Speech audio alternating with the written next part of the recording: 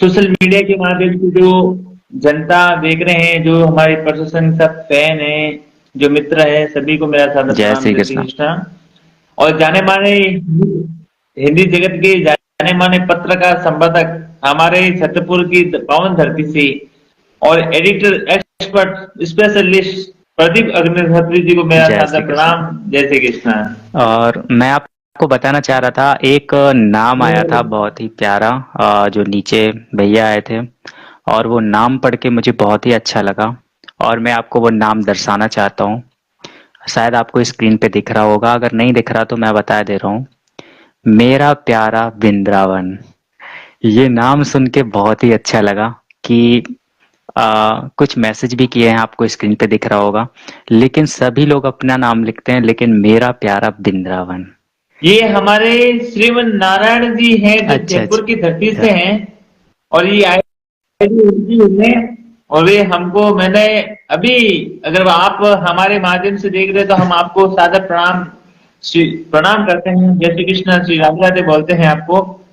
और आज के जाने माने हिंदी जगत के संपादक एक्सपर्ट स्पेशलिस्ट प्रदीप अग्निहोत्री जी हमारे बीच में आज विशेष कार्य के तौर पर हमने आपको आज न्योता दिया है। आप पधारे हैं, आपने मान सम्मान और गहराई से हम आभारी हैं, प्रकट करते हैं आपको। काफी समय से जी हम आपके जी मित्र हैं, और आप हमारे मित्र हैं। और हमने कुछ कुछ जी सवाल हैं हमारे जीवन में, ताकि हम आपसे साझा साझा करके हम आम जनता को, अपने परिवार को बता सकते हैं कि आने वाले जीवन में हर व्यक्ति को अपने आप को कैसे बदलाव लाना चाहिए और कैसे जी आगे बढ़ना चाहिए। बहुत कम लोग होते हैं जो शिक्षा के ऊपर निर्भर करते हैं। बहुत लोग होते हैं, आज आप देख ही रहे हो मीडिया में कि आज हर सरकारी विभाग की शिक्षा के स्तर पर छात्र छात्रा इतने बढ़ गए हैं कि जब सरकारी विभाग की परीक्षा देने जाते हैं तो या तो ट्रेन, बस, सब कुछ फुल हो जाता है। जहां जहां एग्जाम के सेंटर फुल हो जाते हैं, क्योंकि उनसे हर उम्मीद रहती है कि मुझे रोजगार मिलता है, मुझे रोजगार मिलेगा, मैं यहाँ से कुछ आगे कर पाऊं। लेकिन लेकिन आप एक ऐसे शख्स उदाहरण हैं, जो शिक्षा को काफी कम प्रभाव होने के बावजूद भी आपने काफी एक नए चैनल के आधार पर आपने एक आम जनता की सेवा में अपना जीवन चलाने का एक निर्णय लिया है। हमें बहुत अच्छा लगा है। और प्रदीप भैया, हम हमारे जीवन में हमारे पहला जी। एक आपसे सवाल है कि आपका आपने न्यूज एडिटर एडिटर में जाने का आपका विचार कैसे आया, और आपके मन में ये कैसे चला कि मुझे कुछ न कुछ एडिटिंग करना है, न्यूज न्यूज में जाना है, पत्रकार में जाना है, ताकि आम जनता की जो दुख तकलीफ जो कष्ट है, शायद कहीं न कहीं हमारी इस आवाज से उन तक पहुंचे। और वो जो सरकार है, जो राजनीति के कुछ जी। बड़े बड़े जो लोग हैं, शायद आम जनता में अपना शायद आम जनता में अपना कुछ सेवा करे।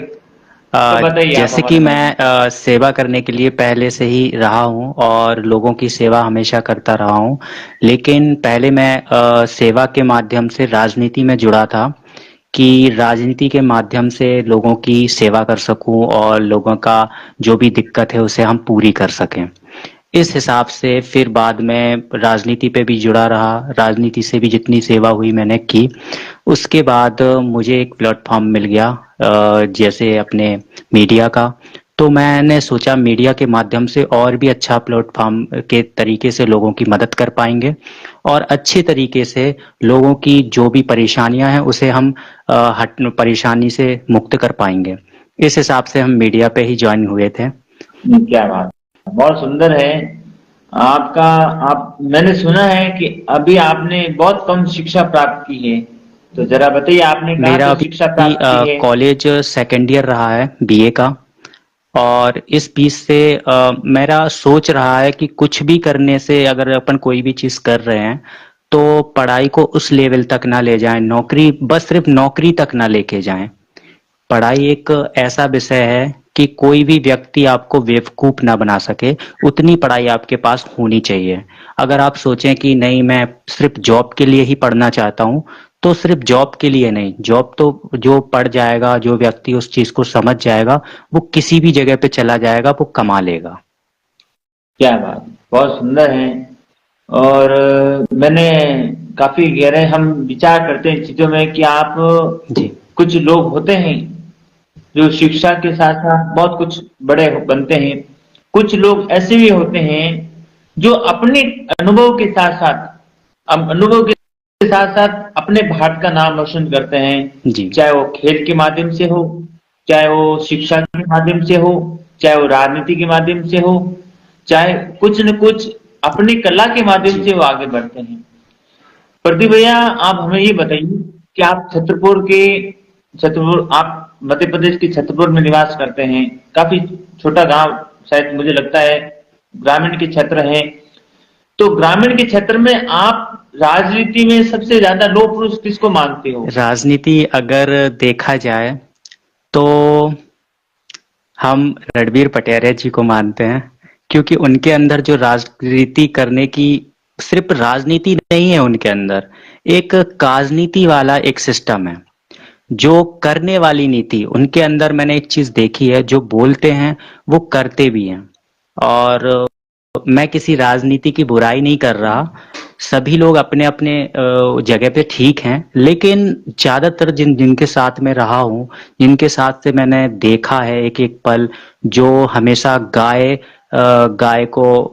के लिए लड़ते हैं, एनटीपीसी के लिए लड़ते हैं, काफी ऐसी चीजें हैं जिनके लिए उन्होंने लड़ाई की है और उसे लाने की कोशिश की है। वो अपने लिए नहीं, सभी लोगों के लिए, कि सभी लोगों को ये चीज मिलनी चाहिए, गाय सुरक्षित रहनी चाहिए अपनी। जो आप जानते ही हो कि हर जगह पे गाय ठुकराई जाती हैं, वैसे तो मंदिरों में रख के पूजते हैं, लेकिन जो बाहर हैं, जिसे माँ कहते हैं, उन्हें ठुकराया जाता है। तो उनके लिए लड़ाई करते हैं, हर चीज उन्होंने बना के चला है, तो उस हिसाब से उनके लिए ही मैं मानता हूँ। हमेशा ही उन्होंने जो भी कदम रखा है, कोई भी मतलब जो भी कदम, मतलब कहने वाली बात यह है कि जो भी कदम उन्होंने रखा है उसको हमेशा सामने लाके ही छोड़ा है, जब तक वो शांत नहीं रहे हैं। और प्रदीप भैया, आपके बहुत अच्छे विचार हैं कि रणवीर पटेल साहब गौ माता के प्रति काफी प्रेम है। और गौ माता भारत की, मैं तो कहता हूँ राष्ट्र माता घोषित होना चाहिए। जबकि गौ माता नेपाल की राष्ट्रीय पशु के नाम से जी। घोषणा कर चुका है जी।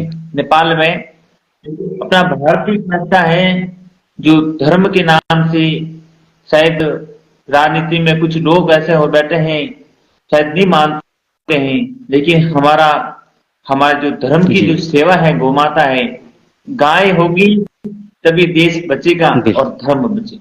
और गौ माता नहीं होगी तो देश भी नहीं बचेगा और हमारा धर्म तो बचे न बचे, लेकिन देश बचना भी बिल्कुल मुश्किल लग रहा है।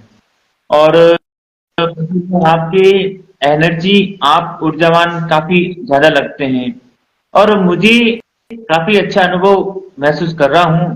काफी आप हमसे जुड़े हो। 2-3 वर्षों से मैं आपकी इन चीजों को मैं देखता हूँ। काफी आप में कुछ नए कला कुछ करने की आप में सामर्थ्य है। आप मीडिया में हैं, तो आपका एक्टिव मीडिया, आपका चैनल का नाम आपने रखा है। तो इस एक्टिव मीडिया में आप, इस जो मीडिया का नाम है, आप आम जनता के बीच में क्या संदेश देना चाहते हो? इस चैनल का मैं नाम संदेश यही देना चाहता हूँ कि जो नाम कोई भी मीडिया का नहीं, किसी भी चीज का नाम हो, उसके बारे में पहले अच्छे से जान लें। जानने के बाद जो भी काम करें, उसके जब जान जाओगे कि ये चीज है क्या, उसके बाद अपने मन से ही वह काम करने लग जाओगे। और हमेशा वह एनर्जी, आपने बोली एनर्जी, इसलिए हमेशा रहती है क्योंकि वो एनर्जी के साथ हमेशा गलत में भी सही ढूंढने की आदत है। उसमें पॉइंट सही ढूंढ के हंस लेने के लिए एक खुशी मिलती है उस चीज की। अगर अपन लोग कोई भी चीज को, अच्छी चीज को भूल के गलत को मानेंगे, तो हमेशा ही उस चीज से दुखी रहेंगे। तो उससे अच्छी चीज ढूंढ के हंस क्यों ना लिया जाए। तो इसी तरीके से और फिर मैंने बहुत ही नाम चॉइस किए, हर बहुत सारे नाम के पीछे मैंने चेक किया कि ये नाम वो नाम, लेकिन मुझे जो एक्टिव मीडिया का नाम याद आया और ये चीज़ मैंने रखी और मैंने सोचा कि अब एक्टिव मीडिया ही जैसा प्लेटफॉर्म बनाऊंगा और उसी तरीके से जैसे मैं किसी को बुरा नहीं कहूँगा, लेकिन बहुत सारे लोग मतलब सभी से नहीं लेकिन कुछ लोग ऐसे हैं जो शायद मीडिया में आए हुए हैं, पैसे अगर मिल गए तो वो चीज़ खबरें दबा दी गई। ये चीज़ मीडिया वालों को नहीं करनी चाहिए। मैं मानता हूँ कि पैसे कमाने के लिए उन्हें कुछ करना चाहिए, घर चलाने के लिए तो भी ऐसी चीज़ें, लेकिन जहाँ पे बात अ, गुनाह की आती है तो उसे सजा दिलवाने का काम मीडिया का होना चाहिए, ना कि उनको छुपा के पैसे ही देखने का काम होना चाहिए। तो मैंने ये सोचा कि अब जब इस चीज में आऊंगा तो दिल लगा के काम करूंगा, और रही बात पैसे की, तो पैसे हम कहीं से भी कमा सकते हैं, एक नंबर से कमा सकते हैं, लेकिन मीडिया में जो काम करेंगे जैसे कि मैंने बताया कि लोगों की सहायता के लिए ही मैं मीडिया में कदम रखा है, तो ये चीज मेरी हमेशा चलती रहनी चाहिए और हमेशा चलती रहेगी। क्या बात है। तो प्रदीप भैया हमें ये बताइए कि एक्टिव मीडिया आपका ही संस्थापक है कि आप जॉब करते हैं? आपने इस अगर आप संस्थापक है तो आपने इसका उद्घाटन कब किया और कब आपने इस चैनल के माध्यम से अब आप आगे बढ़ रहे जैसे हो? कि मैंने जब मीडिया मैंने चॉइस की कि मुझे मीडिया में जाना है, तो मुझे पैक्टिक टाउन की याद आई। मतलब एक पैक्टिक टाउन भी एक मीडिया का ही बहुत पुराना रूप है। तो मैंने वहाँ पे देखा कि यार पैक्टिक टाउन में मीडिया वाले और ये चल चल रहा है, तो मुझे उस चीज़ का अच्छा लगा। तो मैंने जब चॉइस नाम करने स्टार्ट कर दिए कि चलो मुझे भी मीडिया में नाम डालना है, मुझे ही मीडिया बनना है, तो इस हिसाब से काफ़ी दिन तक, मतलब काफ़ी दिन परेशान रहा। और इस चीज़ में कि मुझे नाम चढ़वाना है, नाम चढ़वाने के बाद मुझे पूरा एक नंबर का लेके पूरा फिर उसके बाद अपनी मीडिया गिरी करनी है। लेकिन हाँ, एक बार मैं गया था देखने के लिए, जब मुझसे शायद बोलते बहुत ही कम बनता था, किसी से सवाल वगैरह करने हो तो बहुत ही कम कर पाता था। और कुछ चीज़ें ऐसी होती हैं कि जब अपन कुछ ये बोल रहे हैं किसी भी लोगों से, तो ये तक पता नहीं रहता था कि मैं बोल क्या रहा हूँ, पूछ क्या रहा हूँ और वो बोलेगा मुझसे क्या। ऐसा भी दिन था उस टाइम पे। और जब मेरा नाम शायद एक्टिव मीडिया चैनल पे चढ़ा हुआ नहीं था, फिर भी मैं माइक लेके शौक शौक में निकल गया था। फिर बाद में मैंने कम से कम 2 दिन चैनल के नाम चढ़वाने में लगा। उसके बाद काफी परेशान होने के बाद जब नाम चढ़ा, उसके बाद काम चालू कर दिया। क्या बात, बहुत सुंदर है। आपने बहुत स्ट्रगल किया, आपने बहुत मेहनत की इस चैनल को आगे बढ़ाने में। और रही बात, जब आप चैनल को भी आगे बढ़ा रहे हो, संपादक पत्रकार में आप आगे बढ़ रहे हो, तो इससे ये साफ जायज हो जाता है कि आने वाली पीढ़ी भी शायद कुछ न कुछ युवा, आज के युवा शायद, और जो सच है जनता में लाना चाहिए। और आज के आपको तो पता ही होगा कि मीडिया वालों को की राजनीति बिल्कुल। झूठ के सहारे चल रही, सच के सहारे कम चलती है। और आपका मीडिया एकदम साफ और एक्सपर्ट के माध्यम से चल रहा है, और इसमें झूठ का सहारा नहीं ले सकते हैं, क्योंकि पत्रकार हमेशा आम जनता के बिल्कुल। विश्वास पर ही खड़ा होता है, और आम जनता की सबसे पहले सुनवाई पत्रकार ही है। तो प्रदीप भैया, हम ये आपसे जानना चाहते हैं कि पत्रकारिता के इस जगत में समाज के हित में आपका पहला योगदान किससे रहा है? मतलब पहला योगदान, मतलब मेरा जब मैं इस चीज़ में आया तो मेरे काफ़ी फ्रेंड थे जिन्होंने मेरा बहुत साथ दिया इस चैनल में आने में। और हमारे साथ जब तक नाम चढ़ा नहीं तब तक हमारे साथ रहे। और साथ चलने पे दूसरा टाइम मौका दिया मुझे रणबीर पटेरिया जी ने, जो उनका मौका भी रहा कि साथ में उन्होंने इंटरव्यू भी अपने दिए। उस हिसाब से जब हमसे शायद अच्छे से बोलते भी नहीं बनता था, उन्होंने हमें थोड़ा बताया और कुछ मीडिया वालों का नंबर भी दिया कि चलो थोड़ी बहुत सीख लो। उस हिसाब से फिर मतलब सहयोग मेरे फ्रेंड और पहले फर्स्ट टाइम तो देखो माता पिता का सहयोग रहा है, इस वजह से मैं यहाँ पर आ पाया हूँ। अगर उनका सहयोग नहीं रहता तो कोई भी साथ दे देता, मैं यहाँ पे नहीं आ पाता। पहला तो मम्मी पापा का सहयोग रहा है, उसके बाद सहयोग के बाद फिर दोस्तों का और रणबीर पटेल जी सबका साथ रहा है। तो इस हिसाब से मैं यहाँ तक आ पाया हूँ मीडिया लाइन पे। क्या बात है, बहुत सुंदर है। आप मीडिया लाइन पे आए हैं, काफी आपने मित्रों ने आपकी सहायता भी की है, हेल्प भी की है, सबका आपने उसका आभार प्रकट किया है, धन्यवाद भी आपने दिया है। और मुझे इस बात की खुशी है, और हमारे जो चैनल पे समस्त हमारे मित्रगण देख रहे हैं उनको बहुत खुशी हो रही है। और मैंने सुना है कि छतरपुर बागेश्वर धाम काफी जी। नजदीकी है, काफी पास में ही है। और आप यह फील्ड से कौन से आचार्य को आप सबसे ज्यादा फॉलो करते हो, किस अपना आचार्य जैसे हुए तो हमारे धीरेन्द्र शास्त्री जी, बागेश्वर धाम सरकार। तो उनका सहयोग, क्या बात। मतलब उनका हमेशा ही, मतलब क्योंकि जो भी लड़ाई उन्होंने लड़ी है, जो भी वो कार्य कर रहे हैं, वो सारे बहुत ही अच्छे कार्य हैं। और एक एक जनता, जब मुझे ये समझ में आया, जब उन्होंने पैदल यात्रा निकाली, तब समझ में आया कि ये लोग, सारे लोग, कितने लोग हैं जो धीरेन्द्र शास्त्री जी महाराज जी को इतना पसंद करते हैं। बस जहाँ पे पता चला वहां से भागे चले आए, उनकी रैली में शामिल हो गए, और बड़े तो बड़े, छोटे सभी लोग उनके साथ चलते रहे। तो ये चीज से समझ में आता है कि कार्य उनका, और सबसे बड़ी बात देखो क्या है कि जो शादी विवाह करवाने की जिम्मेदारी भी उन्होंने ले रखी है, जो 2025 से स्टार्टिंग है। तो ये भी बहुत बड़ा मुद्दा है, क्योंकि घर में दो दो बेटियां, तीन तीन बेटियां, दो एक एक बेटियां होती हैं। उन बाप से पूछो कि शादी करवाने में कितना कष्ट जाता है। और यहाँ तो बागेश्वर धाम में कम से कम 100 से ऊपर बेटियों की शादी करवा रहे हैं। बागेश्वर धाम धीरेन्द्र आचार्य जी ने समाज और सामाजिक के क्षेत्र में काफी सराहनीय काम किया है। धर्मार्थ की सेवा सबसे सहयोग, ये देखा जाए तो मध्य प्रदेश में 50% सेव सबसे ज्यादा हमारे धीरेन्द्र कृष्ण महाराज जी करते हैं। और ऐसा माना जाता है कि बागेश्वर धाम साक्षात जी। बालाजी महाराज जी वहाँ विराजते हैं, और असीम कृपा है धीरेन्द्र कृष्ण जी महाराज जी के ऊपर। और आप काफी करीब रहते हो, मीडिया के क्षेत्र में आप उनसे काफी जुड़ाव, अच्छा लगाव है। जैसे वो धर्म के क्षेत्र जी। में काम कर रहे हैं, जी। चाहे वो राजनीति के क्षेत्र में उनसे ज्यादा है, तो आप उनसे किससे ज्यादा अनुभव ले रहे हो, किस चीजों से अनुभव ले रहे हो? चाहे धर्म की सेवा से हो, सामाजिक कार्यों से सेवा से हो, चाहे हमारे धर्म की शक्ति खड़ी रहो, हमारे भारत की सनातन संस्कृति को आगे बढ़ाने की जो सेवा हो, आप इन चीजों को देखते हुए, इन वस्तुओं को देखते हुए, तो किससे सेवाओं में आप ज्यादा से उनसे अनुभव ले अनुभव रहे रहा तो अनुभव, हर चीज का अनुभव ले रहे हैं। उनके बात करने का तरीका जो है, बहुत से लोगों ने बताया है कि अगर वहां पे हम बैठ गए तो हमें बोरिंग फील नहीं हुआ, सबसे बड़ी बात।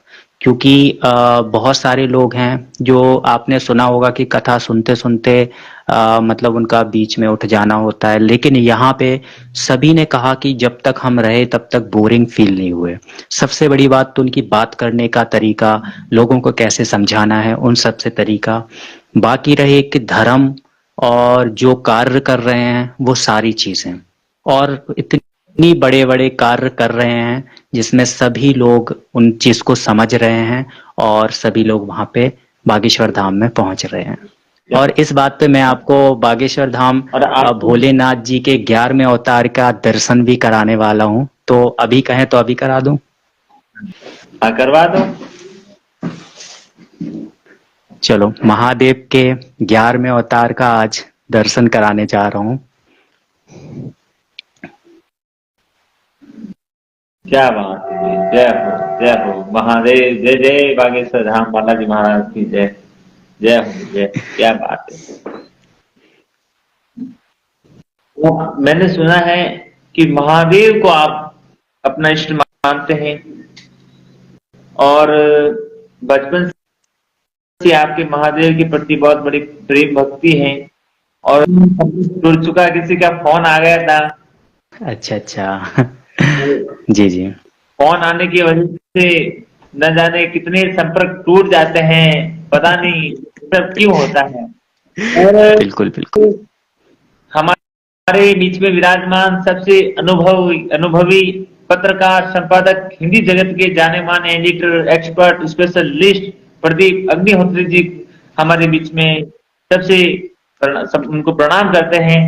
और प्रदीप भैया हमें बताइए कि राजनीति में और आम जनता, आज आपको पता ही होगा कि कालाबाजारी बहुत ज्यादा चल रही है, जी, और आपको कुछ लोग स्वतः भी करते हैं, तो इससे जी। मानवता और पर्यावरण में कितना हानिकारक मानते हैं आप इसे?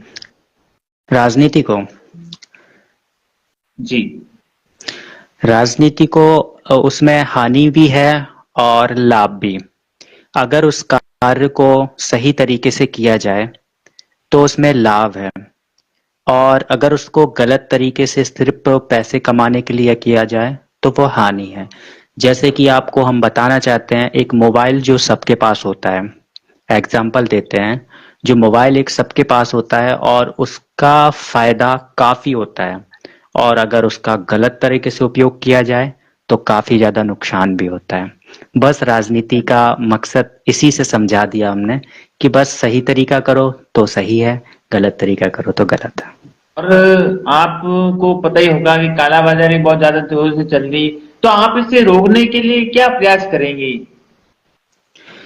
जो कि कालाबाजारी चल रही है, राजनीति में भी चल रही है, उसे रोकने के लिए सिर्फ बहुत सारी चीजें हैं जो समझना चाहिए लोगों को। और सबसे बड़ी बात क्या है, उस संगठन में जो भी मैन सदस्य हो, उन्हें इस चीज को देखना चाहिए कि गलत कहाँ हो रहा है, सही कहाँ हो रहा है। जब तक एक कैप्टन जो होता है सारे लोग को देखता है, एक हमेशा कैप्टन ही होना चाहिए, तो वो सब देखता है, उसके बाद क्लियर करता है कि कहाँ गलत हो रहा है कहाँ सही हो रहा है। जब तक ये चीजें ना चलें तब तक राजनीति सिर्फ राजनीति ही कहलाएगी।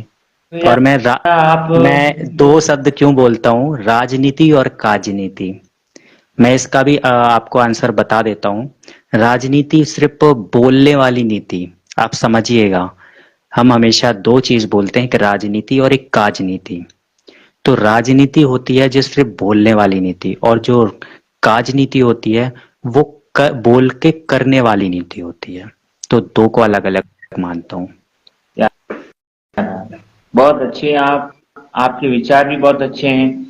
आप समाज में आम जनता के बीच में काफी सराहनीय काम कर रहे हैं। हम तो यही चाहते हैं कि काफी आप अच्छे काम करते रहे, आम जनता को काफी लाभ मिलता रहे, और हर हर क्षेत्र में। तो प्रदीप भाई आप हमें बताइए कि जी। आज की पॉलिटिकल एजेंडा चलता है, बहसबाजी भी होती है, तो आपको आपको क्या लगता है कि सबसे ज्यादा बहसबाजी किस विषय पर होती?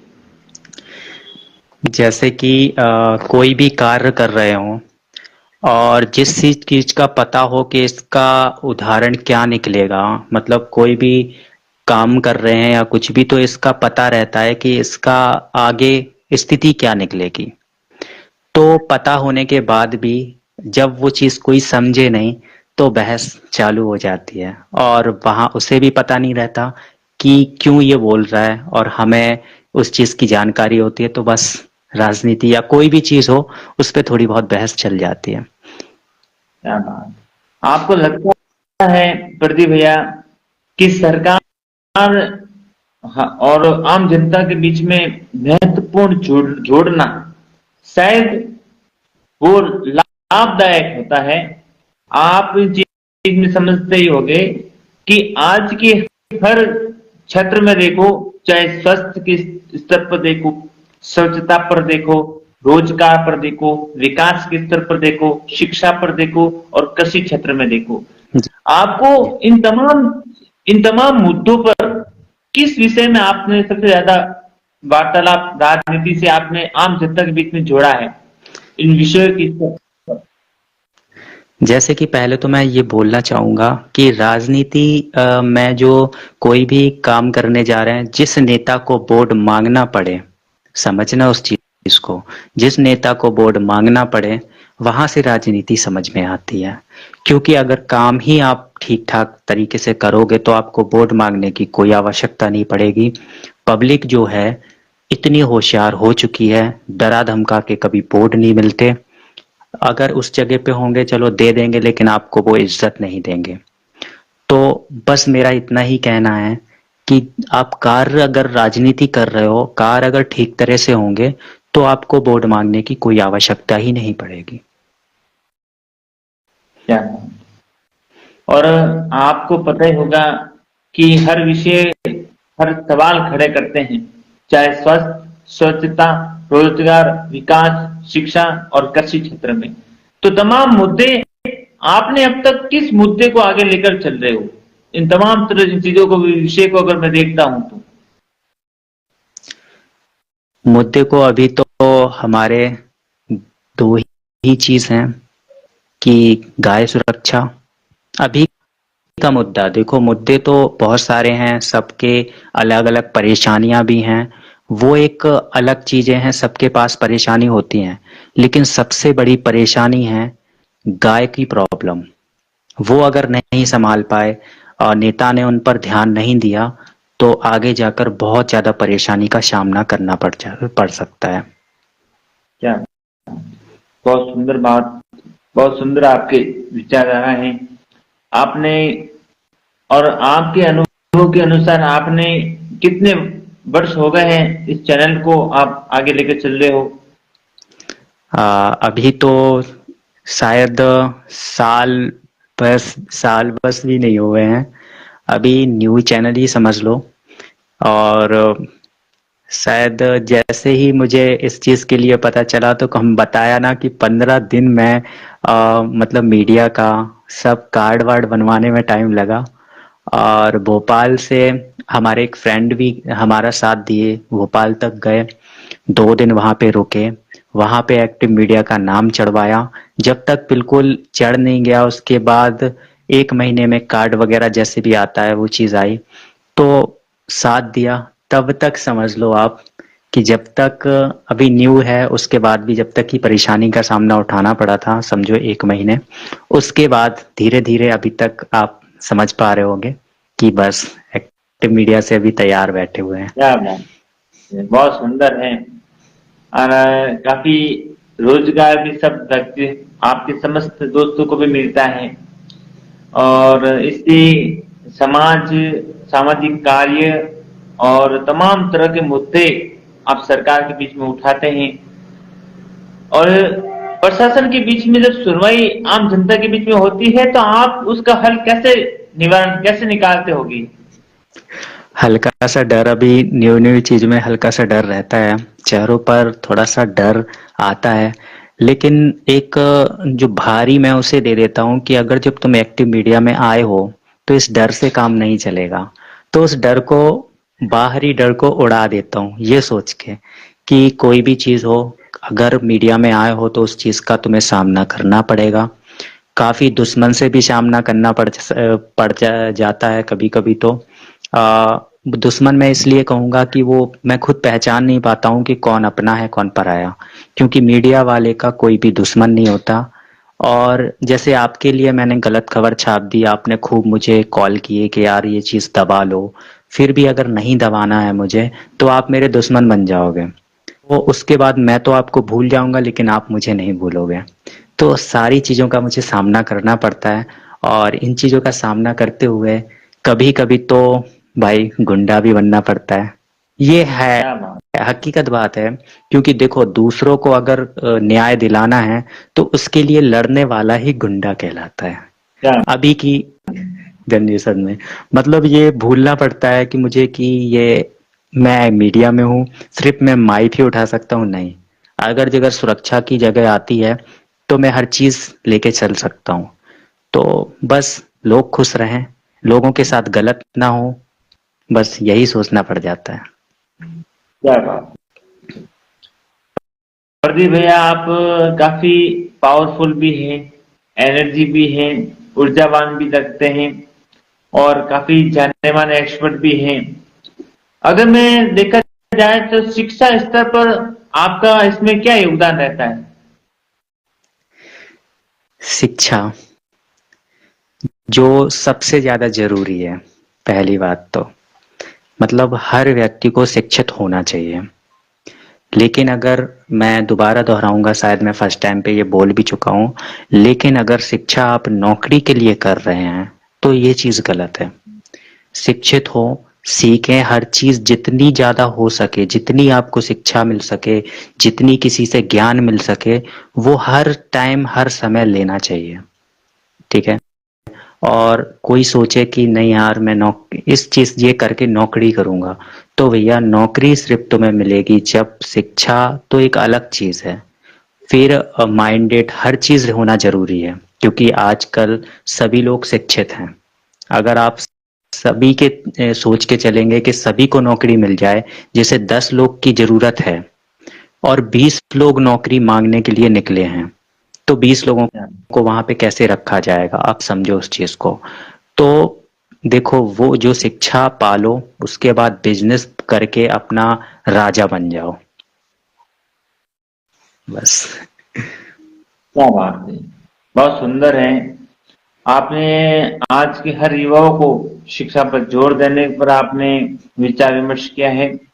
आपने अपने तर्क पेश किए हैं कि आज के हर बच्चे, आज के हर नौजवान अच्छी पढ़ाई करे, देश की सेवा करे और अपने आप को एक प्रबल दावेदार बनाए, एक उपयोगी बनाए, ताकि अपने गांव, अपने क्षेत्र और अपना परिवार एक नए दिशा की ओर लेकर चले और कोई भी अपने आप को हिम्मत से न तोड़े।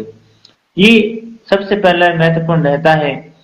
प्रदीप भैया, मैं आपसे कुछ एक सवाल है, हमारे मन में ये भी चल रहा है जी कि एक्टिव जो मीडिया वाले होते हैं, जो पॉलिटिकल से संबंधित होते हैं, राजनीतिक, सरकार, प्रशासन से जुड़ाव होता ही है, जी। तो सबसे ज्यादा आपसे जुड़ाव किस नेता से?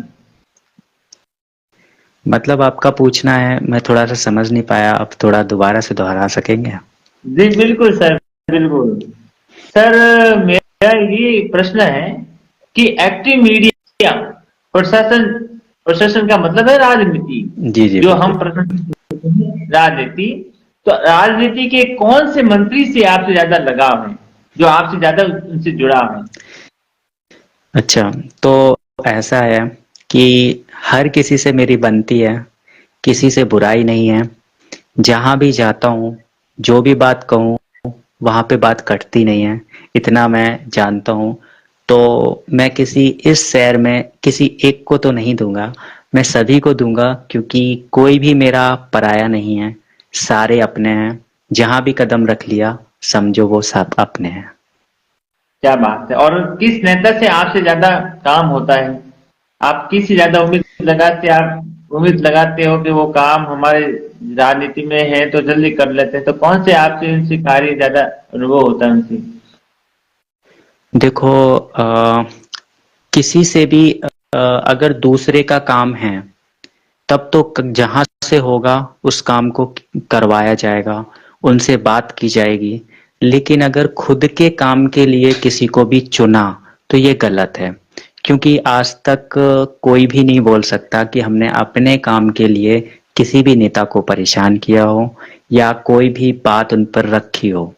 हाँ, लेकिन जो हमारे पब्लिक में हैं, दोस्त यार हैं, और जो अनजान व्यक्ति है वो मदद मांग रहा है, तो उस मदद को किस तरीके से कौन कर सकता है, कौन इसके काबिल है और कौन इसको कर पाएगा, तो उनसे उनका संपर्क करवा के उनका काम कंप्लीट करवा देता हूँ। क्या बात है। आपका चैनल एक्टिव मीडिया के साथ साथ आम जनता की सेवा में भी आप तत्पर तैयार खड़े हैं और राजनीति के हर कदम पर आप हर उनके भी साथ देते हैं, ताकि आम जनता का काम जल्द से जल्दी हो सके। और राजनीति को हम परेशान करने के लिए हम तो तैयार बैठे हैं नहीं। सरकार अपने तरीके से काम करे और आम जनता भी ना परेशान भी नहीं हो, ताकि उनका भी काम जितना भी जल्दी हो सके, चाहे बिजली का हो, चाहे रोजगार का हो, जी। चाहे अपने अपनी शिक्षा के स्तर पर हो, कृषि के क्षेत्र में हो। तो आप मैं हम आपसे कुछ अपनी तरफ से टिप्पणियां, आप अपनी तरफ से कुछ टिप्पणियां दीजिए, स्वास्थ्य पर आपका क्या विचारधारा है? लास्ट में आप क्या बोले, थोड़ा सा बात कट गई थी तो आवाज नहीं आ पाई। मुझे आपसे कुछ टिप्पणियां हैं जो आप अपनी तरफ से कुछ तर्क दीजिए, टिप्पणी दीजिए जी। कि आम जनता के बीच की जो सुविधा है, जो जन सुविधा होनी चाहिए, चाहे अपने गांव के क्षेत्र में हो, चाहे एक नगर परिषद में हो, चाहे नगर पालिका में हो, चाहे अपने गांव के और अपने राज्य में हो, अपना जो चाहे शहर में हो, स्वास्थ्य पर आपका क्या तर्क है? स्वास्थ्य स्वास्थ्य पर। जैसे कि जो ज़रूरत है, जैसे कि अभी जैसे रणबीर पटेल जी काफ़ी दिन से लड़ रहे थे एनटीपीसी के लिए। तो एनटीपीसी जो अपने यहाँ पे आएगी, काफ़ी लोगों को रोजगार मिलेगा और काफ़ी लोगों का जो बाहर लोग जाते हैं, अपनी तबीयत ऐसी कुछ हो जाती है कि बाहर रेफर कर देते हैं, वो भी बचेगा और काफ़ी लोग अपने जो रोजगार हैं उनको काम मिलेगा। तो ऐसे ऐसी चीज़ें काफ़ी सारी होती हैं जो अपने भारत में बहुत सारी चीज़ें हैं जो बहुत सारे लोग रोजगार हैं। पहली बात तो उनका अगर काम नहीं बनेगा तो वो कोई मतलब का नहीं रहेगा। तो पहली बात तो उनको सबको काम दिलाना और उसके बाद उन्हों जिनके पास घर नहीं है उन्हें घर दिलाना, जो नगर पालिका में जितना होता है वो सभी, जिसकी जो प्रॉब्लम है सारी जहाँ से भी होती हैं, मैंने जैसे आपको बताया है, जहाँ जिस जगह से भी जो प्रॉब्लमें होती हैं उसको पूरा करना। क्या बात है। और आपके छतरपुर में अब तक कितने अस्पताल हैं? हमारे छतरपुर में काफ़ी अस्पताल हैं। प्राइवेट गिनवाऊं या सरकारी? जो भी, जितने भी हो सके, सरकारी विभाग के कितने अस्पताल अब तक चल रहे हैं? अभी छतरपुर का कहा जाए तो मतलब मेरे छतरपुर का ही बोल रहे हो ना, तो यहाँ पे एक अस्पताल है सरकारी, बाकी प्राइवेट आपको अनगिनत मिलेंगे। क्या बात है। और आपके गांव में कितने अस्पताल अब तक खुल चुके हैं जो आम जनता की सेवाओं के लिए तत्पर तैयार हैं? अच्छी सुविधा मिल रही है, अच्छा मेडिकल मिल रहा है, अच्छा ट्रीटमेंट मिल रहा है? जैसे कि अभी मेडिकल कॉलेज अभी आना था पर अभी कुछ कारणवश रुक गया है। तो वही मैं बता रहा था कि काफ़ी लड़ाई के बाद एनटीपीसी का या अस्पताल का यहाँ पे ज़मीन वगैरह पूरा बुक हो गया था कि यहाँ पे तैयार होगी और आधे काम से काम रुक गया है किसी कारणवश। ये चीज़ भी मैं पता करके आपको ज़रूर मीडिया के माध्यम से दूंगा। और इस हिसाब से सारी चीज़ें, रही बात गांव की, तो मैं आपको बता देना चाहता हूँ कि ज़्यादातर मैं छतरपुर में ही वास करता हूँ। गांव में बहुत ही कम, मतलब छोटे मैं गया हूँ, अगर एक दिन के लिए गया हूँ, एक रात रुका, दोबारा सुबह तुरंत अपने छतरपुर निकल आया। मतलब जो अपना बचपना है, जहाँ से बचपन से खेला हूँ, वहां से भाई कहीं भी जाने का इच्छा नहीं होती। घूमना एक अलग चीज है, घूम कर आएंगे लौट के यहीं, समझ क्या रहे बात हो? बस। है। क्या बात है। छतरपुर में स्वच्छता पर आप क्या बोलना चाहेंगे? स्वच्छता तो पहले का तो काफी बेहतर नहीं था, लेकिन इस हिसाब से अभी काफी बेहतर नजर आ रहा है और बहुत ही अच्छे तरीके से स्वच्छता रहती है। जैसे कि आपको मैं फिर भी एक आध बार जाके आपको वीडियो में दिखाऊंगा जरूर। और अपना जो ग्राउंड है, जो कि खेल वाला ग्राउंड, वो भी काफी बेहतर बना दिया गया है। और अब तो टीम क्रिकेट खेलने के लिए भी अलग अलग जगह से टीम आती है और बढ़िया क्रिकेट भी चलता है। खेल का मैदान बहुत ही प्यारा बना दिया है। बस लेकिन एक कमी कर दी है, बस टाइमिंग टाइमिंग से खुलना हो गया है उसका। क्या बात है। बहुत सुंदर। क्या बात है। आप अवलोकन भी करते हो, मौका मुआयना भी करते हो, और निचले कुछ अधिकारी को आप हर रिपोर्ट कार्ड देते भी हो, ताकि वे जागरूक बने रहें और जागरूकता के साथ समय समय पर आम जनता के लिए सेवाओं पर खड़े रहे। अच्छा, अभी प्रदीप भैया हमें ये बताइए कि भारत के प्रधानमंत्री जी हमारे नरेंद्र भाई मोदी जी हमारे देश के विकास स्तर पर काफी गहराई से आगे लेके चल रहे हैं। जी। तो आप हमारे प्रधानमंत्री जी के बारे में क्या कहना चाहेंगे? जैसे कि प्रधानमंत्री जी ने जितना भी कार्य बढ़िया किया है वो तो आप लोग सब देख ही रहे हैं, और बहुत अच्छे से। बस हमारी उनसे एक ही निवेदन रहेगा कि जो गाय हैं उनकी सुरक्षा की जाए, और ये चीज़ें बस जितनी चीज़ें जो बताई गई हैं वो चीज़ को मांग पूरी की जाए, बस बाकी सब बढ़िया चल रहा है और उनके हिसाब से भी काफ़ी बढ़िया चल रहा है। क्या बात है। और प्रदीप भैया, रोजगार के बारे में? रोजगार के बारे में देखो, पहले तो मैं आपको एक बात बताता हूँ। रोजगार और क्राइम हमेशा बढ़ते जा रहे हैं। तो हमारा क्राइम के लिए एक मतलब हमारे हिसाब से जो मैं सोच रहा हूँ, समझ रहा हूँ, अगर कोई भी चीज़ है, किसी के पास केस भी लगा हुआ है, तो उसको अगर सोच के जज लोग या कोई भी व्यक्ति उसे सच सोच के कि हाँ यही अपराधी है, अगर किसी ना अपराधी को अपराधी घोषित कर दोगे आप, तो वो क्राइम के मौत में जल्दी ही चला जाएगा। तो सोच समझ के वो चिल्लाता रहेगा कि भैया मैंने ये नहीं किया है, फिर भी उनके पास सबूत रहते हैं, चलो ठीक है, से 1 महीने की सजा दे दी, 2 महीने की सजा दे दी, 5 महीने की सजा दे दी, बाकी फिर वो निकलता है तो उसे ये भूल जाता है कि पहले मैं क्या था, अब मैं क्या हो गया। पहली बात तो उन सबको ये सोचना चाहिए कि जो अपराधी है, लेट भली करें, लेकिन जो अपराधी है सोच समझ के इस चीज को उसी को सजा दी जाए। क्योंकि हम इसलिए ये चीजें बोल रहे हैं क्योंकि ज्यादातर जो अपराधी होता है वो हमेशा बाहर होता है, और जो हमेशा सीधा साधा होता है वो उस गिरफ्त में आके अंदर पहुंच जाता है। क्या बात। बिल्कुल प्रदीप भैया, एक्टिव मीडिया इसके लिए काफी काम कर रही है। आम जनता जागरूक रहे, सतर्क रहे और हर जुर्म से बचे। आम जनता की सुविधाओं के लिए पुलिस प्रशासन भी तैयार है, मौजूद है। आप हर चीज के लिए निष्कर्ष निकालते हो। जब जब आपके बाजार के क्षेत्र में देखो, चाहे बैंक के माध्यम से देखो, काफी चोरियों की घटना होती है। यातायात भी आपने देखा ही होगा, जी। जब असुविधा होती है तो कभी दुर्घटनाग्रस्त भी हो जाते हैं। इससे जनहानि का भी नुकसान बना रहता है। प्रतिभा, हमें ये बताइए कि आम जनताओं की सुरक्षा के लिए इसमें सबसे ज्यादा पहल किस में होना चाहिए, किस क्षेत्र में होना चाहिए?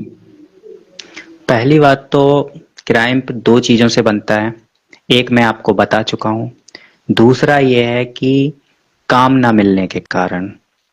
रोजगार, सबसे बड़ी प्रॉब्लम रोजगार पे है।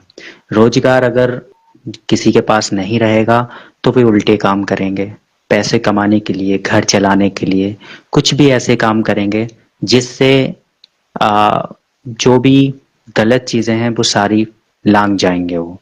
तो इसीलिए कहना चाह रहा हूँ, रोजगार और ध्यान देना चाहिए कि कौन गलत है कौन सही है। बस इतना ध्यान करके आदमी चले तो हम ये गारंटी लेते हैं हमारी सोच से कभी अपराध बढ़ेगा ही नहीं। क्या बात, बहुत अच्छी बात है। आपने सुरक्षा के लिए हर पहल को आपने अपना एक कदम रखा है। और हम ही चाहते हैं कि हर आम जनता जो है प्रशासन की मदद ले।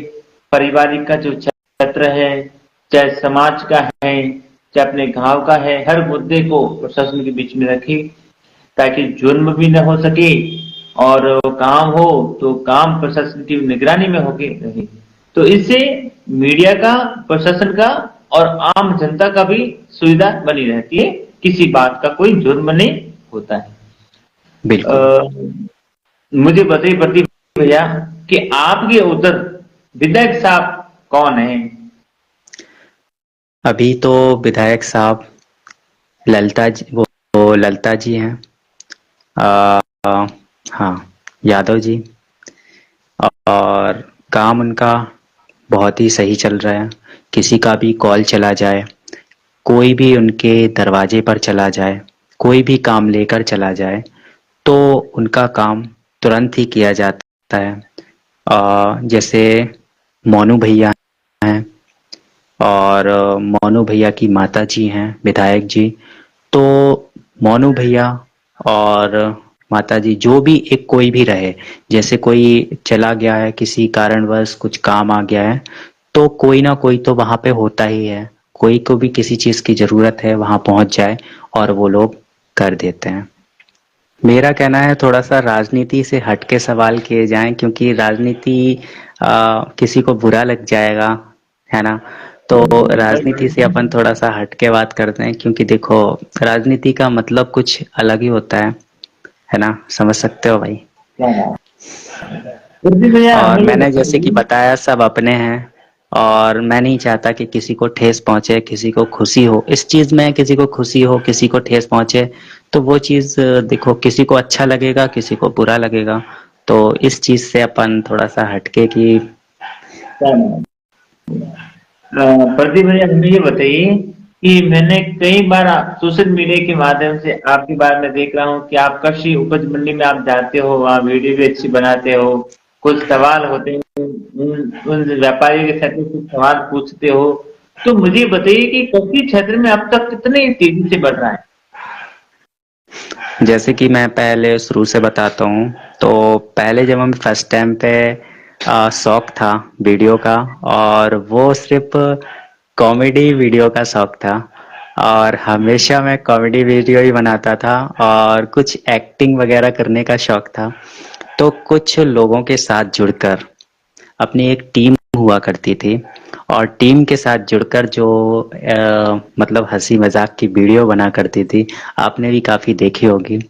कहीं हम लोगों का जो अड्डा होता था वीडियो बनाने का, वो पहले तो एक खाली जगह पे होता था, और दूसरा होता था रेलवे स्टेशन के पास, और रेलवे पटरी के आसपास ही होता था, जो मतलब जहाँ पे लुक भी सही आए, और ये सब सोच के चलता था। तो ज्यादातर आपको वीडियो मिली होंगी तो रेलवे स्टेशन के पास ही। क्या बात। बहुत सुंदर।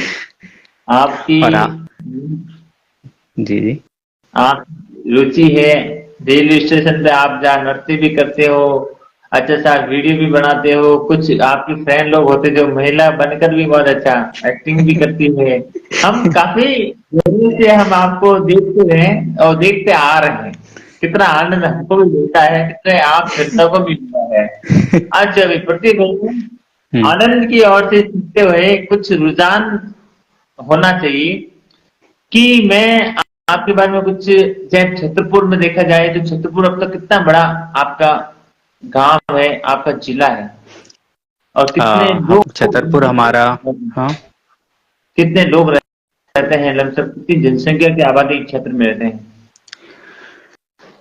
छतरपुर हमारा शहर है, और जनसंख्या की बात की जाए तो भाई, ये अभी थोड़ा सा माइंड में नहीं आ रहा है, क्योंकि जब बोर्डिंग वगैरह होती है, तो विधायक का जब बोर्डिंग चलती है, तब मेरे पास पूरा नोट होता है कि कितने लोग हैं, कितने बोर्डिंग में नाम हैं, ये सब नोट रहता है। लेकिन अभी थोड़ा सा दिमाग में नहीं चल पा रहा है, और बताऊंगा मैं किसी और समय। चलो कोई बात नहीं।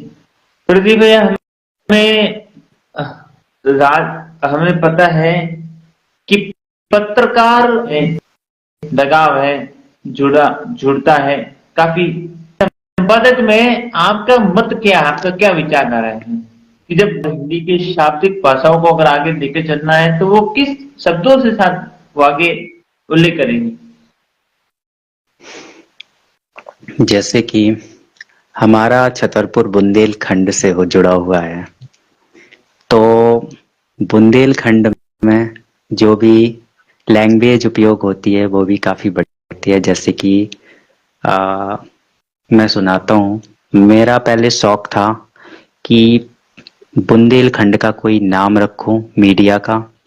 और मैंने जैसे कि बताया काफ़ी सारे मेरे पास लिस्ट थी, उसमें से मैंने चुन के ये चीज़ को अपनाया। तो मैं बहुत लोगों के मतलब उसमें रहा भी हूँ, जैसे बुंदेली भौकाल, बुंदेली बवाल, बुंदेली मतलब काफ़ी सारी ऐसी चीज़ें थी। बुंदेली आ, मतलब काफ़ी सारी थी ऐसी। तो उसमें भी मैं ये बुंदेलखंड की लैंग्वेज उपयोग करता था। और रही बात हिंदी, तो हिंदी लैंग्वेज मुझे सबसे ज़्यादा प्रिय है। हिंदी और बुंदेलखंडी ये बहुत ही ज़्यादा प्रिय है मेरी। क्या बात है। प्रदीप भैया, हमें ये बताइए कि आपके आगे जब अब आप आगे से अब चैनल चल रहा है, आपका एक्टिव मीडिया चैनल चल रहा है जो सोशल मीडिया के माध्यम से एक्टिव है, जो आम जनता के लिए तैयार है। अब मुझे बताइए कि पत्रकार में भी आपका क्या विचार है, और क्या आगे भविष्य में आप न्यूज पेपर में भी आप काम करना चाहोगी? बिल्कुल। अभी तो हाँ, अभी तो जैसे कोई विचार नहीं है मतलब पेपर में। लेकिन हाँ, ऐसा नहीं है कि आगे विचार नहीं आएगा, आगे बिल्कुल विचार आएगा। और जैसे ही पत्रकार लोग काम करते हैं, उससे कई गुना कोशिश करूँगा कि जो लोग अपने पास आए, कोई भी खबर लेके आए, तो उसे न्याय दिलाने की हमारी पूरी जिम्मेदारी होनी चाहिए। वो चाहे गरीब से गरीब व्यक्ति हो या अमीर से अमीर व्यक्ति हो। ये देख के कभी भी जज ने की करना चाहिए कि मतलब बहुत सारे मीडिया वाले होते हैं जो अमीर का अगर पैसा आ गया तो गरीब का समझो न्याय मुश्किल हो जाता है। वो घूमता ही रहेगा, किसी भी जगह से कोई भी न्याय नहीं मिलता है। तो यहाँ पे कोई भी ऐसा नहीं रहेगा। चाहे अमीर आ जाए तो वही उसका मददगार होगी, और गरीब आ जाए तो भी उसकी उतनी ही मददगारी होगी। रही बात पैसा कमाने की, तो पैसा तो किसी भी चीज से कमाया जा सकता है। किसी का दिल दुखा के अगर पैसा कमाया तो इससे ज्यादा पाप कोई और है ही नहीं। क्या बात है। प्रदीप भैया, आपका मत, आपकी विचारधाराएं काफी ऊर्जावान लग रही है। काफी आप इसको, इसके लिए आप एक्साइटेड हैं, आप आगे इसको बढ़ाने की आप बिल्कुल कोशिश करेंगे। आपका और हमारा सब बचपना जो वर्णमालाओं से गुजरा है, जब हम छोटी कक्षा में आप हम सब थे तब हमने वर्णमालाएं काफी सीखे। बोलना सीखना, चलना फिरना कूदना खेलकूद के क्षेत्र में। और हमारे जो स्कूल के जो शिक्षक थे, ये देखा जाए तो हिंदी जगत का एक ऐसा हमारे जीवन का एक दर्पण है। शायद हमारा बचपना वापस लौट आता है। ये तो बात तो प्रदीप है। भैया, हमें बताइए कि आप इस मीडिया के माध्यम से अगर उस हिंदी जगत में कहानी है, चाहे कविता है, कुछ रचना है, कुछ अलंकार है, कुछ वर्णमाला है, तो आप अपने चैनल के माध्यम से है या आप अपने पत्रकार के माध्यम से या संपादक, चाहे आप राइटर हो, चाहे लिखोगे भी, लिखने वाले भी हो, तो इसके लिए अब तक तो आप कितना आगे इसको आगे बढ़ाओगे? अगर आप इसकी जिम्मेदारी लेते हो इन चीजों में, अगर आप इसका मन हो जाता है कि भाई हाँ, अब मुझे एडिटर करना है, मुझे राइटर लिखना है, मुझे कुछ कला अपनी संस्कृति को लेकर आगे बढ़ना है, तो अब तक कितने आप इसके लिए आप तैयार रहोगे? जैसे कि बताना चाहूंगा कि मेरा बचपन भी बहुत ही मजेदार से गुजरा है। क्या? चाहे पढ़ाई हो या खेलकूद हो या घूमना हो, बहुत ही मजेदार तरीके से गुजरा है। अगर मैं एक किताब भी इसके बारे में लिखता हूँ तो भी आराम से मैं एक किताब लिख सकता हूँ। इतने प्यारे तरीके से पढ़ाई के टाइम पे, पढ़ाई मैं मरिया माता स्कूल में पढ़ता था। तो वहाँ पे एक जब तक क्लासें चल रही हैं तब तक किसी भी बच्चे को बाहर एंट्री नहीं थी। जब तक छुट्टी होगी तभी एंट्री बाहर है। बाकी खेलना कूदना, पानी पीना, खाना खाना, पढ़ाई करना, सारा वहीं पे होता था। तो ये चीज़ें आज की स्थिति तो मुझे नहीं पता है। और लेकिन छोटा जो बचपन गुजर चुका है वो शायद लौट के आने वाला भी नहीं है। लेकिन अगर वो बचपन अगर दोबारा से लौट के आए तो कोई भी कीमत ले ले उस चीज की, मुझे वो बचपन लौटा दे बस। क्या बात है, क्या बात, बहुत सुंदर। प्रदीप भाई, हमें बताइए कि आप सबसे ज्यादा न्यूज पेपर कौन सा पढ़ते हैं? हमारा जैसे कि ये बहुत बड़ा सवाल कर दिया, और सवाल बहुत ही अच्छा आपने किया है। न्यूज़पेपर मेरा दैनिक भास्कर रहता है, क्या? लेकिन मैं एक्टिव मीडिया पे काम करता हूँ। एक्टिव मीडिया हमारा खुद का बनाया हुआ है, लेकिन जब पेपर पढ़ने की बारी आती है तो मैं वही पेपर पढ़ता हूँ, दैनिक क्या? भास्कर। क्या बात है। जाने माने संगीतकार को आप किसको ज्यादा फोर्स करते हो, किसको ज्यादा मानते हो? जब भारतीय संगीत कला, आ, जब साहित्य के माध्यम से अगर आपको, आप किसको ज्यादा मानते हो?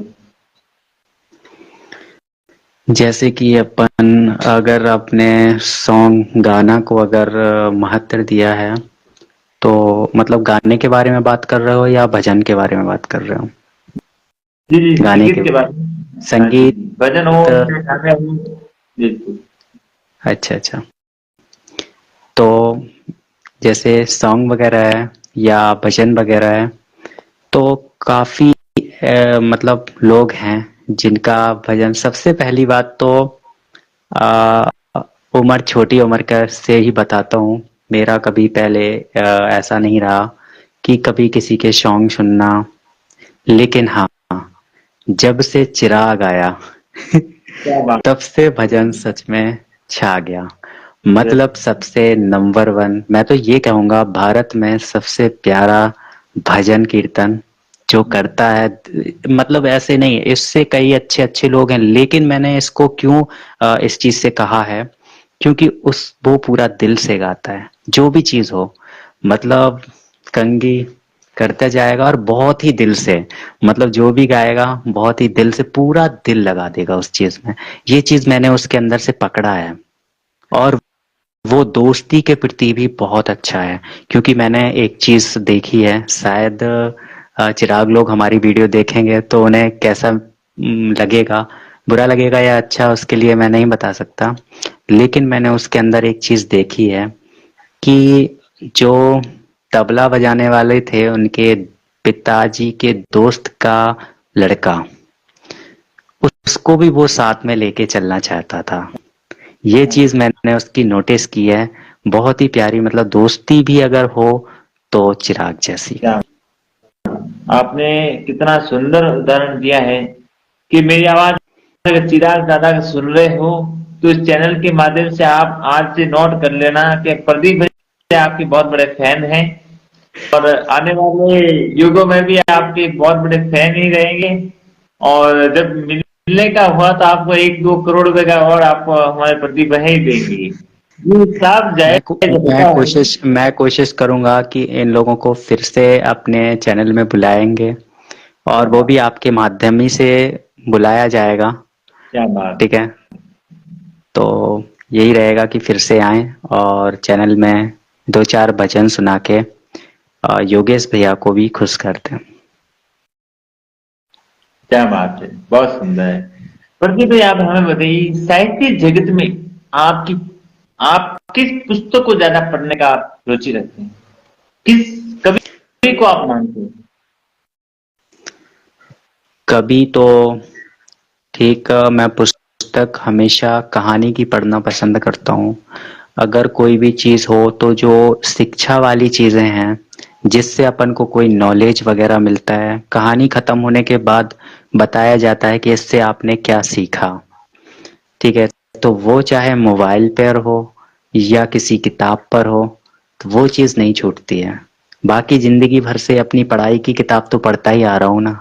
क्या नाम, भारत के भक्ति काल, चाहे नर्मदा काल, चाहे आप हर चीज को देखते हो कि हमारे साहित्य जगत के बहुत बड़े कवि जो हुआ है, जो हरिशंकर परसाई, सुभद्रा कुमारी चौहान, जी प्रेम शंकर शर्मा और प्रेमचंद जी, बहुत सारे ऐसे नाम चिन्ह हैं कवियों के जिन्होंने भक्ति काल में बहुत चाहे सूरदास जी को देख लो, भक्त नरसिंह जी को देख लो, मीराबाई को देख लो। जी। आप मीराबाई के बारे में क्या तर्क दे सकते हैं? शब्दों को अगर सामर्थ्य रखा जाए, भगवान श्री कृष्ण के भक्ति के उद्गम अगर मानते हैं, तो मीराबाई का आके आपके बारे में क्या संदेश देना चाहते हो?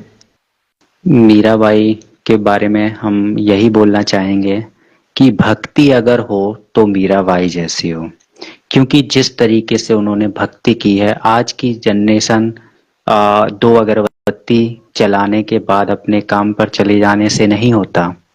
जो उन्होंने पूरा जीवन, पूरा सब कुछ निछावर करने के बाद जो भक्ति उनकी थी, वह सब कोई के बस की नहीं है। उस चीज से मैं मानता हूं कि भक्ति हो तो मीराबाई जैसी। और जो भजन उनके हैं वो कई गुना रुला देने वाले भजन हैं। अगर आप कभी भी मीराबाई जी का भजन सुनेंगे या कुछ भी, तो आपके आंखों में जो कृष्ण को पाने की चाहत है वो कई गुना बढ़ जाएगी। एक बार एक झलक देखने के लिए कई गुना बढ़ जाएगी, क्योंकि उनके जो भजन में जो आवाज है, जो गाने का मतलब पूरा खो जाते हैं उसी में। तो ये चीज बहुत ही मायने रखती है। क्या प्रदीप भैया, आपके भक्ति काल की विवेचना, वेदनाएं और कुछ ऐसे पद हैं जो आपने बहुत सुंदर, आज की हमारे जनता, जो हमारे फेसबुक के माध्यम से, चैनल के माध्यम से लोग सुन रहे हैं कि भक्ति होनी चाहिए तो भक्त मीराबाई जैसी होनी चाहिए, अखंड, अड़ग और नर्मदा प्रेममय होनी चाहिए। जोर जबरदस्ती करने से कुछ नहीं मिलता है, सामर्थ्य इतनी होनी चाहिए। कहते हैं कि संबंध रखो तो केवल प्रेम जैसा रखो, प्रेम के माध्यम से ही प्राप्त किया जा सकता है। और कहते हैं कि कुछ लोग पाते हैं, कुछ पाने के लिए करते हैं, भाई स्वार्थ से करते हैं, स्वार्थ से नहीं होना चाहिए, निस्वार्थ से सेवा की जाएगी। निस्वार्थ होती है तभी आपकी भक्ति, आपका जो परिणाम है भगवान के श्री चरणों में वो अर्पण होता है। जो स्वार्थ के लिए होता है वो आज और कल आने वाली पीढ़ी भी आपको कुछ नहीं दे पाएगी, और इससे आपका भी नुकसान और आने वाली जनरेशन का भी नुकसान। प्रदीप भाई, आपने भक्ति काल के बारे में बहुत सुंदर भाव दिया। भक्त तुलसीदास जो बहुत बड़े श्री राम चरितमानस के ग्रंथ को गूंथ कर आज के 1000-5000 वर्ष पूर्व इन सनातन धर्म को देकर गए हैं। अरे इससे हर व्यक्ति जागृत होना चाहिए, तो आज के हर व्यक्ति फिर भी क्यों नहीं जागृत है? इससे आप क्या तर्क देना चाहोगे? थोड़ी सी आवाज कट रही है, दोबारा से दोहरा पाएंगे? संत सनातन धर्म के 5000 वर्ष पूर्व के बहुत बड़े संत तुलसीदास, जिन्होंने रामचरितमानस के शब्दों को गूंथ कर रामायण का भाव दिया है, आज के जनरेशन, आज की युवा पीढ़ी को आप क्या तर्क देना चाहोगे कि रामचरितमानस के लिए सिर्फ केवल देखने के लिए है, केवल सिर्फ पढ़ने के लिए भी है, या अपने जीवन में उतारने के लिए भी है? बहुत अच्छा सवाल आपने किया है कि जो राम जी का इतना बड़ा लिखा हुआ है, सबसे महन बात क्या है कि आज दूसरों के त्योहार लोगों को बहुत जल्दी याद आते हैं। अभी क्रिसमस आने वाला है, माफी चाहता हूँ किसी को बुरा ना लगे, तो हिंदू के बच्चे को भेज दिया जाएगा जोकर बनाने के लिए। कभी भी जब अपना रामनवमी या वगैरह वगैरह कुछ भी आता है तो अपने बच्चे को राम सीता बनाने में उन्हें शर्म आती है, जोकर बना देंगे। आप समझ रहे हो ना मैं बोलना क्या चाह रहा हूँ? तो ये चीज बहुत ही बुरी है आज की जनरेशन में। इस चीज को सुधार करने की बहुत आवश्यकता है। हमेशा देखिए राम, लक्ष्मण, सीता या अपने जो भगवान है उनमें से कुछ बनाइए जिसमें बच्चों को भी समझ आए कि ये क्या होता है, उनके बारे में पढ़ाइए। हमेशा छोटे छोटे बच्चे को ये चीज की जानकारी दीजिए, तभी ये अपना भारत आगे बढ़ पाएगा। वगैरह अगर ये चीज की जानकारी जिसे नहीं है, जिसे ये तक पता नहीं है कि अपने राम कौन थे, लक्ष्मण कौन थे और ये सीता जी कौन थी, तो उनका उन्हें बहुत ज़्यादा ज्ञान की आवश्यकता है। तो अगर हो सके तो राम लक्ष्मण सीता ही अपने बच्चे को बनाइए और इनमें से फालतू चीज़ों में से ध्यान हटाइए। क्या आपने रामचरितमानस के ग्रंथ को आपने बहुत बारीकी शब्दों से आज के युवाओं को बताया है। हम बहुत प्रसन्न हुए हैं। और आप महादेव के बारे में आपकी भक्ति प्रबल है। आप सदैव महादेव को बहुत प्रेममय भाव को देखते हैं।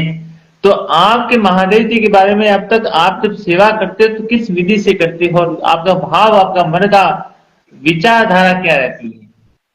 भाव जैसे कि मैं बताना चाहूँगा कि ये सब बताने से नहीं समझ में आएगा, लेकिन फिर भी जितना बता सकता हूँ उतना बताऊंगा। जब महादेव से पाने मिलने की इच्छा होती है, आंख में झरझर आंसू बहने लगते हैं। ये चाहत, ये उनका पाने का एक भाव होता है ना, वो सिर्फ उनको ही पता होता है। जैसे कि आप जो भक्ति करते हैं और आपको श्री कृष्ण जी की पाने की जो लालसा होती है ना, जो दिल बैठा जाता है जब तक चाहो कि कृष्ण जी के आज दर्शन हो जाएं। इस तरीके से महादेव को चाहने की मतलब पाने की चाहत में हमेशा कभी कभी ऐसा हो जाता है कि चलो, लेकिन ऐसा नहीं है कि महादेव जी साथ में नहीं है। ऐसे बहुत सारे चमत्कार भी हुए हैं मेरे साथ कि बहुत सारे ऐसे चमत्कार हुए हैं कि मुझे पता है कि महादेव जी मेरे साथ में है। बस देरी इतनी है, हवा को जैसे देख नहीं सकते वैसे ही महादेव जी को हम देख नहीं पा रहे हैं। बाकी हमें पता है हर डग पे महादेव जी हमारे साथ में है। और प्रदीप भैया, ऐसा भी लगता है कि महादेव प्रगति की साक्षात आभास, प्रगति की भी देवता मानते हैं। हमारी प्रगति सुबह, प्रभात और संध्या जब होता है, और कुछ होता है कि शीत ऋतु, ग्रीष्म ऋतु और वर्षा ऋतु, खासकर वर्षा ऋतु में अनुभव महादेव जी का बहुत ज्यादा होता है।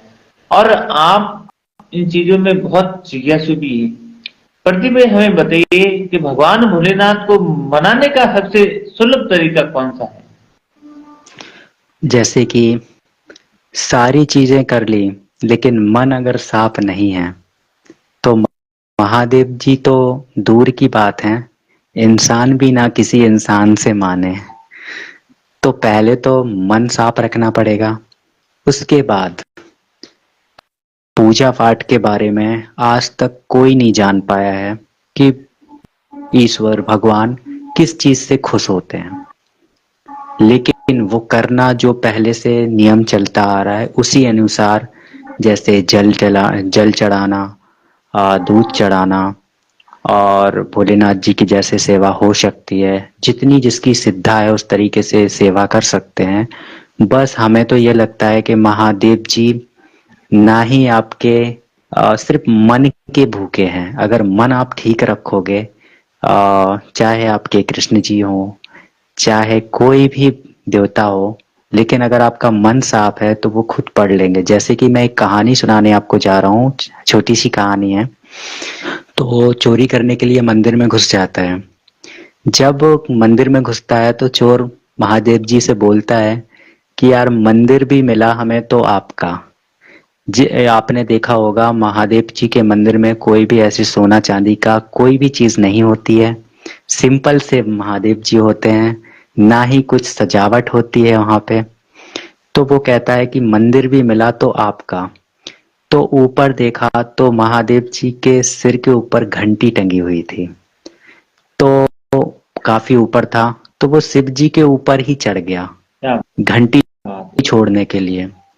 तो उस चीज से महादेव जी बहुत प्रसन्न हुए, इसलिए कि लोग तो फूल पत्ती सब चढ़ाते हैं, लेकिन इस व्यक्ति ने अब खुद को ही हमारे ऊपर अर्पण कर दिया, मतलब खुद को ही चढ़ा दिया।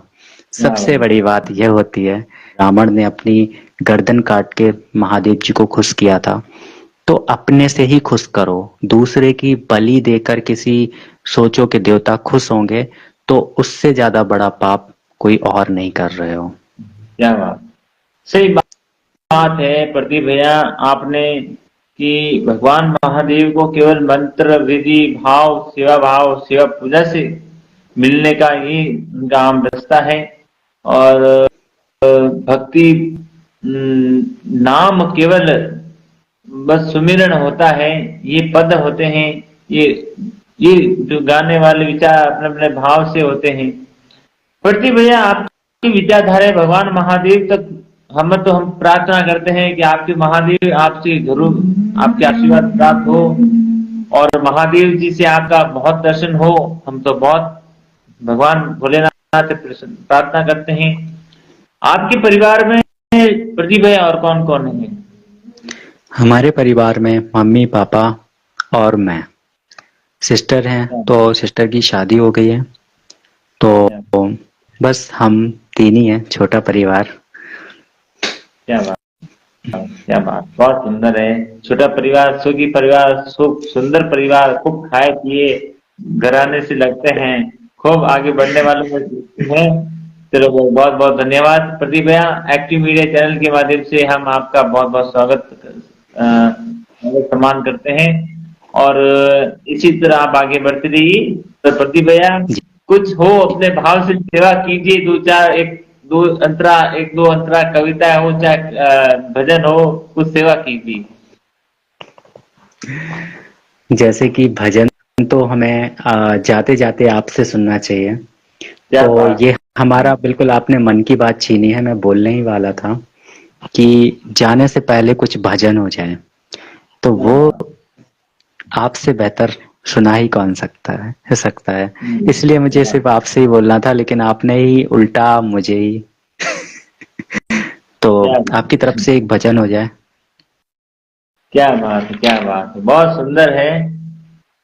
और आपने बोला तो भजन की सेवा तो ओ कान्हा मुरली मधुर बजाए, सखिया दौड़ी दौड़ी आए, ओ सबने मुरली बालो श्यामो हीरो हालागे, माने गोकुल रो गोपाल प्यारो प्यारो लागे, ओ माने गोकुल रो गोपाल प्यारो प्यारो लागी, ओ कान्हा मुरली मधुर बजाए, सखिया दौड़ी दौड़ी आए, कान्हा मुरली मधुर बजाए, सखिया दौड़ी दौड़ी आए, अरे सपने मुरली बालो श्याम हार लागे, मन गोकुल रो गोपाल प्यारो प्यारो लागे, ओ मन गोकुल रो गोपाल प्यारो प्यारो लागे,